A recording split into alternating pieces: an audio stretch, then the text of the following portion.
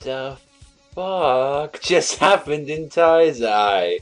So at the start of this chapter, we see the main guy. I guess his name is like Shredder or something, which is pretty alright because he does look like Shredder's cousin actually. And you see this guy, and he is scared of Galva. And when Galva's just like, you see sort of how Galva acts, he sort of seems like emotionless. I guess that's where the chapter gets from, a emotionless man. And you actually see that the armor that he was hiding in, which has actually got something alive in it, it seems like he was actually sympathizing with it. And when he was like talking with like Meliodas and like Ban and King, he just seemed like, you know, he was actually like pretty emotionless. But when he, with the armor, it seems like he did have some sort of like a little attachment to it, which we find later in his chapter. And what I liked is that the Dawn's Roar were literally just saying, "Oh, we're just here for the head of that armor," and everyone's like, "What the fuck is in that thing?" And Galva just rips the head off and just goes, "Yo, this will suffice. Just leave the village alone." I was like, Galva, you fucking beast!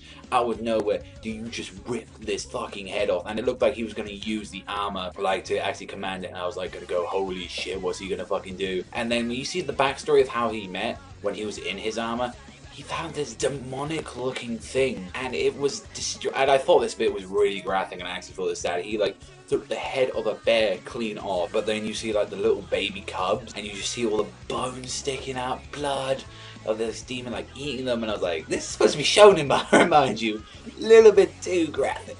Like, so yeah, that was a little bit weird, but that's sort of how they met. And I was just wondering, like, when he said that, like, when Galva like explains to it, and once they left, because the Dawn's Roar say like, yo, we're leaving now, we got the head what we want, but if we ever had a situation where we'd have to fight you guys, we got an order, we'd be coming for your asses. So not only have we got like Gira and like the rest of them, but now we got Dawn's Roar, like, because they actually thought, they were sweating when Freda was hesitating, and he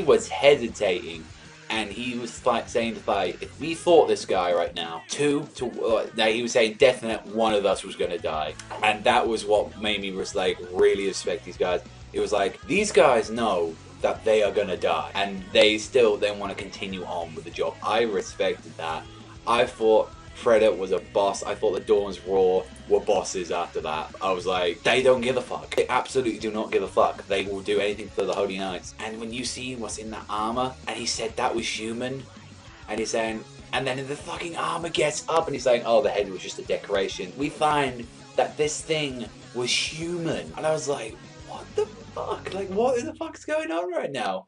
And then you look at it and you see just a little hint at the end of the page, you see a head. And what I thought of it, like, it probably isn't, but I thought it was that wind motherfucker from like the tournament at first. I was like, holy fuck, if it is, I'm gonna be fucking creeped out if that is. We already know how they get these demonic looks. Like, my guess is this guy drank too much of demon blood. He must have drunk too much of the demon's blood. He got over hungry with power, and this is what caused him to act like this now. That's my theory, like, so far. When you see that, like, that just looks fucking crazy, and how Meliodas and all of them were gonna deal, because when they first heard that thing roar, that thing scared the shit out of, like, the Dawn's Roar people, and, you know, the 7 deadly sins. So it makes me wonder now how they're gonna fight this guy and what caused it. My guess is the demon's blood. There's no other question. It's something to do with the demon's blood, because we've seen what Meliodas is like with being a half-breed. We've seen what a lot of the freaking Holy Knights are with the Holy Blood. But other than that, it was a really good chapter. Really liked it. I wanted to see a fight between Dawn's Roar and the rest of them. I really did, but they were just being built up the next time, and it did leave us with a really cool fucking like thing for next week, because I thought that was just a plain armor he was controlling with like strings or something. But other than that, really enjoyed the chapter. Let me know what you think in the comment sections below. I'd give this one an 8 out of 10 this week. Really enjoyable. That's all for me. I want to thank you very much for watching. Remember, shut up, Panda, sign out, and I'll see you guys next